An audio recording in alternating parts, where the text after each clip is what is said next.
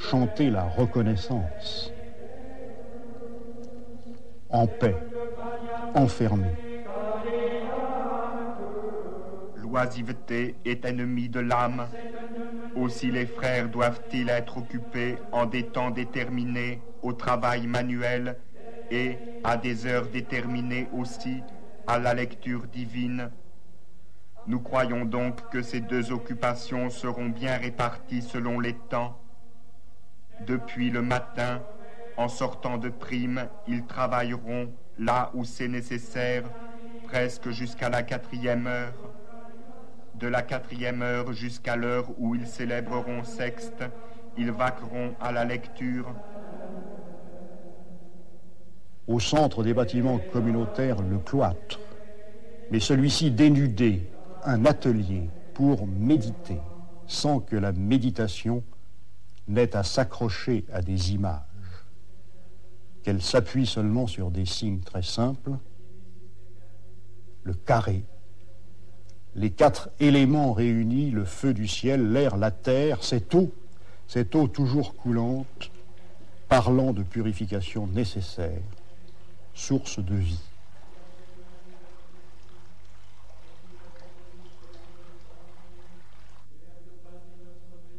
Chaque geste est en prière. Le geste de consommer ensemble ce que le travail des mains tire de la création, le geste de lire, de s'approprier, marchant, déambulant dans les travées du cloître, ce que contient le livre, sans que rien ne détourne l'esprit.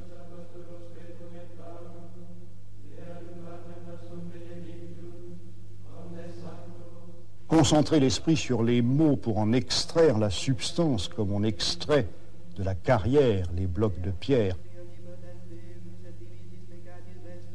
Mâcher, remâcher les mots sans cesse, cette nourriture, elle aussi très simple, succulente, lorsqu'elle est laissée à sa pureté.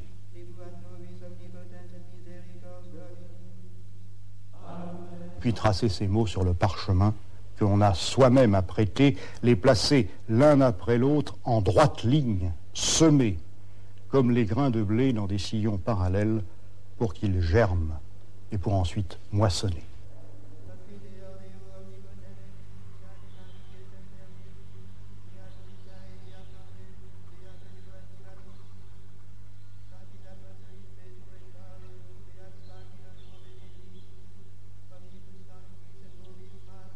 Le cloître, la salle où l'on écrit, des ateliers et d'autres ateliers où les gestes du corps s'appliquent cette fois à la matière brute, la forge.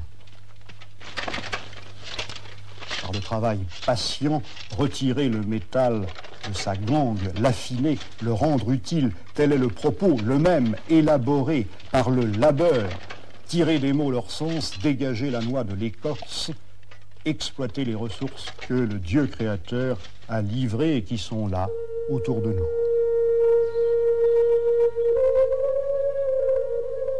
Si les conditions locales ou la pauvreté exigent qu'ils s'occupent de rentrer les récoltes par eux-mêmes, ils n'en seront pas fâchés, car c'est alors qu'ils sont vraiment moines.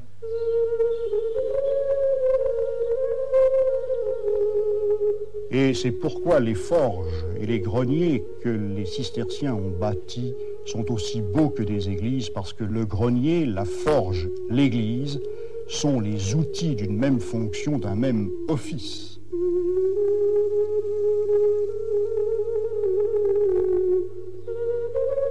Le monastère est lui-même comme le filon au milieu de la terre, comme l'âme au milieu de la chair. Le centre de cette clairière où la nature sauvage est difficilement, laborieusement domptée,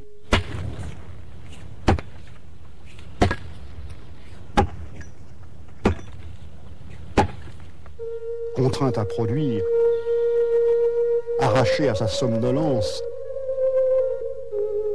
à sa turbulence, mettre en valeur le jardin d'Éden par toutes les ressources de la technique, l'esprit dominant le matériel. Assumer la condition de l'homme humblement. mais coopérant ainsi à l'œuvre du Créateur qui est une œuvre continue. Les moines de Cîteaux au travail, refusant, à la différence de ceux de Cluny, de se nourrir de la peine des autres, revenant vers l'Église après les heures de fatigue pour des liturgies courtes.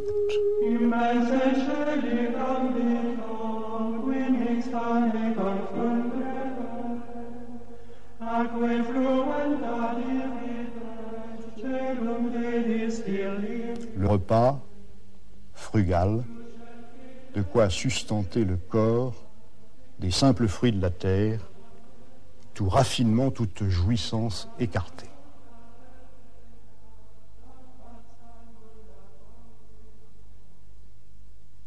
Après sexte, en sortant de table, ils se reposeront sur leur lit dans un silence complet.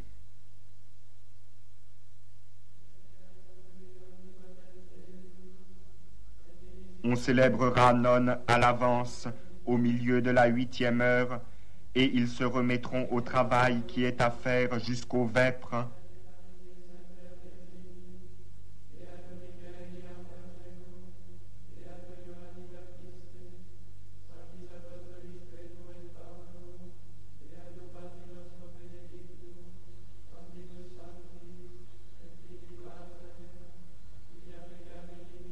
Les moines de Cîteaux retournant dans les champs, dans les pâtures, et se situant ainsi, malgré leur refus du progrès, aux avant-postes de toutes ces conquêtes techniques et sur le front pionnier de ce siècle producteur. Et produisant en surabondance ce que le monde, précisément, dans son progrès, demandait: le bois pour construire les villes, le fer, le verre, la laine pour tisser les draps, ne consommant pas tout cela puisque ces moines avaient choisi de vivre dans l'abstinence, mais portant ces denrées au marché, les vendant, et le blé, la laine devenant de l'argent, des pièces de monnaie. De l'argent, mais qu'en faire? L'aumône, c'était difficile. Les monastères étaient éloignés de tout. Cet argent, on l'employa à bâtir. 300 monastères en 30 ans. Et nous avons grand-peine à mesurer ce que cet investissement, comme nous disons, peut représenter dans un monde si pauvre. Et chacun de ces monastères voulant être la cité parfaite, le paradis sur terre, non pas détaché de la terre, enraciné, incarné. Et c'est par là que le propos cistercien, qui était de refus, de retour, tourner le dos au monde, épousait en fait le mouvement général par cette méditation sur l'incarnation, par la conviction, celle de Saint Bernard, que les moines ne sont pas des anges, qu'ils ont un corps, que ce corps, il faut qu'ils le dominent par l'esprit, et que par là, ils dominent le monde.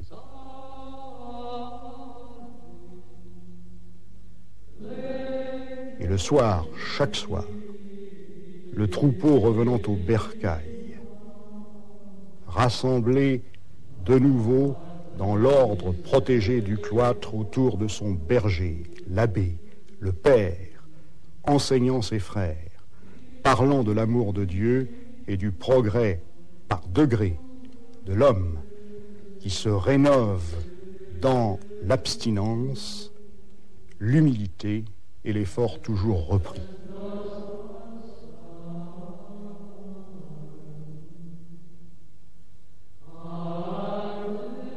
Le jour qui tombe, la montée des ténèbres, le rappel que le mal est là, qu'il faut être vigilant, que la tendance du monde charnel est de s'effondrer dans la nuit. Accomplissement, le dernier chant qui est de requête, se réconforter dans l'inquiétude qui vous prend le soir éreinté, appeler le retour de la lumière.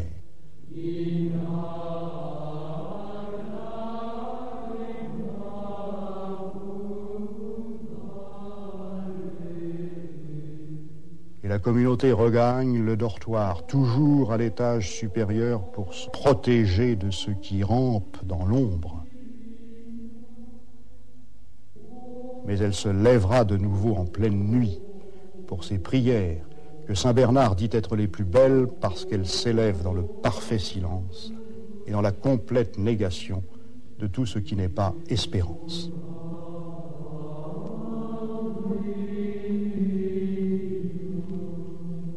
Mais voilà que surgit la contradiction et au fond la cause de l'échec.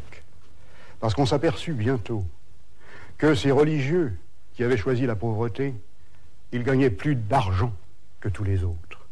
Et on découvrit bientôt ce qu'il y avait d'arrogance dans la majesté de leur grange. L'art cistercien, c'est l'automne du monachisme, un fruit admirable. Mais le monachisme est du passé rural, dans cette très vieille tradition qui condamnait le terrestre. Et le printemps, il est ailleurs. Il était dans l'élan d'optimisme conquérant qui fit, alors que la victoire des croisés ouvrait la Méditerranée aux négociants chrétiens, qui fit bâtir à Pise, avec le butin pris aux infidèles, une cathédrale sur le mode roman, qui fit bâtir à Palerme, sur le mode byzantin et musulman, les palais des princes du siècle, maîtres de la mer et de ses merveilles. Et le printemps était davantage dans cette révolution profonde, qui fit peu à peu prendre conscience que le péché réside en chaque homme, à l'intérieur de lui, et qu'il appartient à chaque homme de s'en délivrer, et pour cela d'écouter l'Évangile.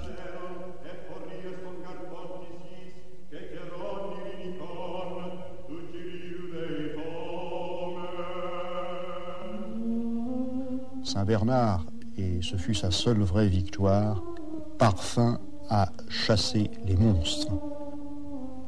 La figure du mal n'est plus une sirène, n'est plus une chimère, c'est une femme très belle, à la fois tentante et coupable, et qui le sait.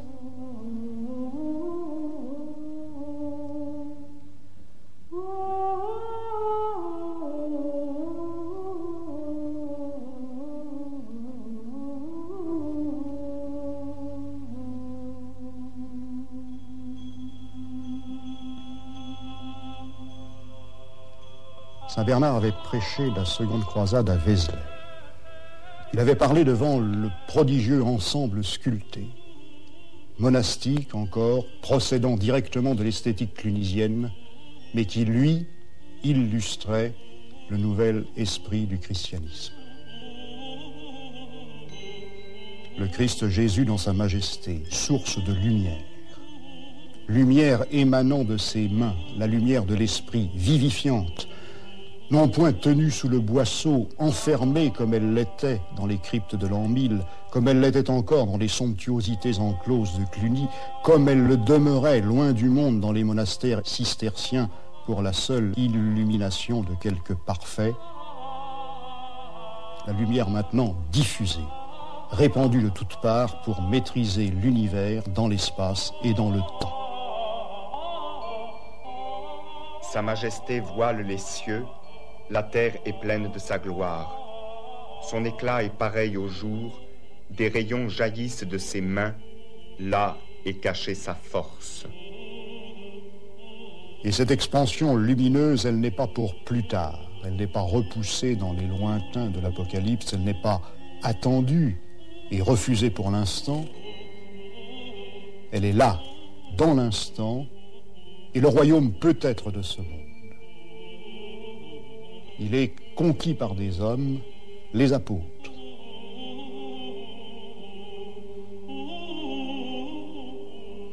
Allez par le monde entier, proclamez la bonne nouvelle à toute la création. Celui qui croira et sera baptisé sera sauvé. Les apôtres n'avaient pas été des moines. Ils étaient les porteurs de la parole de Dieu, le levain dans la pâte. Non pas reclus, mais marchant, pieds nus sur les grandes routes, et parlant aux foules, appelés à parler, à agir.